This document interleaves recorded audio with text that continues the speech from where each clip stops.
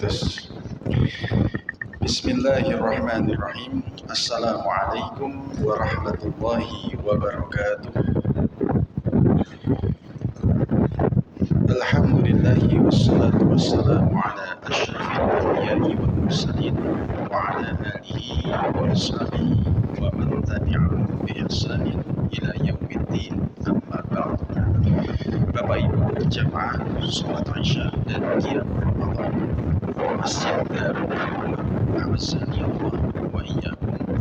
Marilah pada kesempatan yang berbahagia dan penuh barokah ini kita haturkan rasa syukur kita kepada Allah.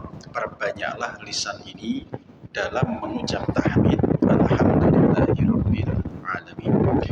Satu bentuk ucapan syukur yang kata Nabi sallallahu alaihi wasallam, man qala, siapa yang bersyukur dengan mengucap alhamdulillahirabbil alamin, katabat lahu salasuna hasanah.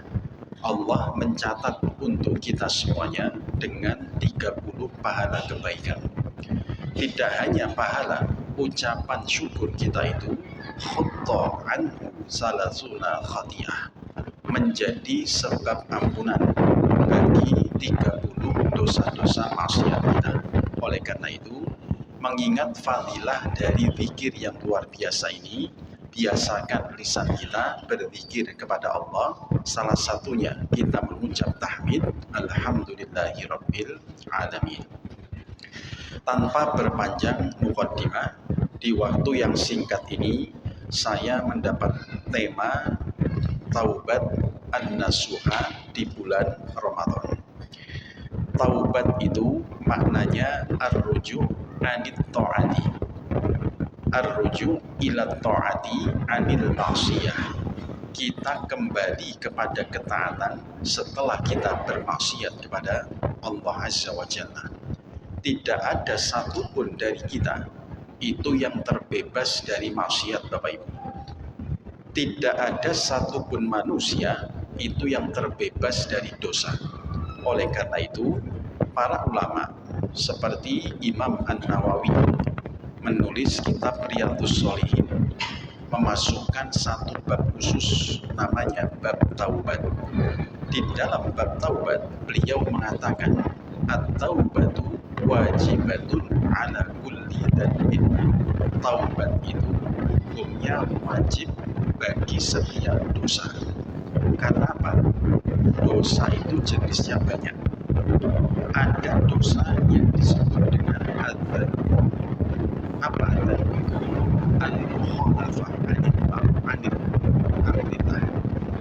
Kita melawan, menyelisih perintah Allah. Dosanya disebut adzan. Ada jenis dosa itu yang kedua, yang disebut al-itsm, dosa besar yang berdampak pada kehidupan kita sehari-hari. Contoh khamr, Allah sebutkan dalam surah Al-Baqarah ayat 219, yas'alunaka 'anil khamri wal maisir qul fihima itsmun kabir wa manafi'u linnas. Di dalam khamr dan judi itu terdapat ismun, dosa yang besar. Dosa yang besar ini, Bapak Ibu, ada dampak secara langsung. Orang yang menenggak khamr selain berdampak merusak kepada dirinya, juga berdampak kepada orang lain. Berapa banyak orang yang setelah minum khamr terjadilah perzinahan. Setelah menenggak khamr, antara ayah dan anak, naudzubillah, terjadi hubungan inses. Ini dampaknya luar biasa. Ada jenis dosa itu yang ketiga, yang disebut as-sayyi'at, keburukan yang berdampak secara langsung kepada kehidupan sosial kita. Misalnya ucapan-ucapan yang buruk. Kita yang membiasakan diri berucap kata-kata yang buruk, ada orang lain itu yang berpeluang untuk mencontoh, misuh-misuh misalnya. Ini yang ketiga.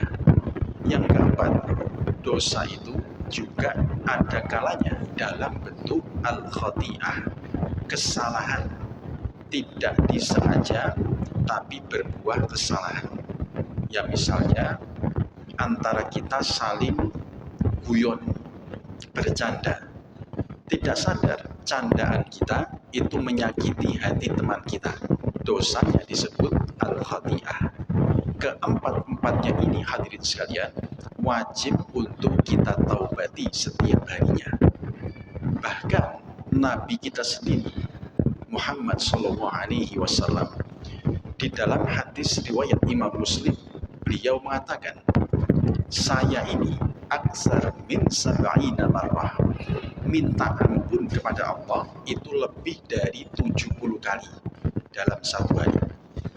Atau dalam hadis riwayat Imam Ahmad, ketika beliau menasehati sahabat beliau namanya Hudzaifah bin Yaman, aina anta minal istighfar ya Hudzaifah, mana istighfar hai Hudzaifah, inni la astaghfirullah, aku ini loh minta ampun kepada Allah aksar mi'ata marrotin, minimal 100 kali dalam satu hari, wa atubu ilaih, dan aku juga bertaubat setiap hari. Itu Nabi yang sudah jelas dosanya diampuni Allah, surganya juga sudah jelas. Kita yang tidak ada jaminan surga, tidak ada jaminan ampunan, sudah selayaknya memperbanyak bertaubat kepada Allah Azza wa Jalla. Adapun taubatan nasuha, para ulama membagi karakteristiknya. Hal-hal yang harus ada dalam taubat nasuha itu menjadi 3 bagian. Yang pertama, kalau dosa manusia itu kepada Allah secara langsung, falaha salasatu syurutin, ada 3 syarat Bapak Ibu. Syarat diterimanya taubat yang pertama, al-iqla'u anil maksiyah, kita betul-betul meninggalkan maksiat itu sesegera mungkin. Di hari ini kita bermaksiat dalam bentuk ucapan. Di hari ini juga kita berikhlas meninggalkan maksiat tersebut tanpa mengulanginya lagi. Terlebih kalau dosa itu adalah dosa yang besar. Mungkin di antara kita ya ada yang pernah berjudi, baik judi yang offline maupun judi yang online. Sekarang ini banyak perjudian online. Taubat kita diterima oleh Allah kalau sudah meninggalkan al-iqla' anil maksiyah, tinggalkan maksiat itu selamanya, tanpa menunggu momentum Ramadan, tanpa menunggu adanya musibah kita tinggalkan maksiat itu. Ini yang pertama. Syarat yang kedua, an-nadam, adanya penyesalan Pak di hati kita. Sebab Nabi menyebutkan an-nadamut taubah, penyesalan itu adalah indikasi dari taubatnya seseorang. Bagaimana bentuk penyesalan itu? Kalau dulu circle pergaulannya itu adalah teman-teman berjudi, sogone warung kopi, ya, bergaul dengan orang-orang yang semacam itu. Karena ada penyesalan, kita berusaha memindah circle pergaulan kita. Dulu kita memang di warung kopi, sekarang kita bergaul dengan orang maksiat. Ini Pak, tanda adanya an-nadam, penyesalan. Yang ketiga, al-azm, adanya tekad alla ya'uda ila maksiyati abadan, tekad untuk tidak kembali ke masa lalu kita, tidak kembali kepada maksiat yang sudah kita taubati. Kalau dulu saya setiap kali ada waktu yang senggang pasti sogo ke tempat-tempat semacam itu.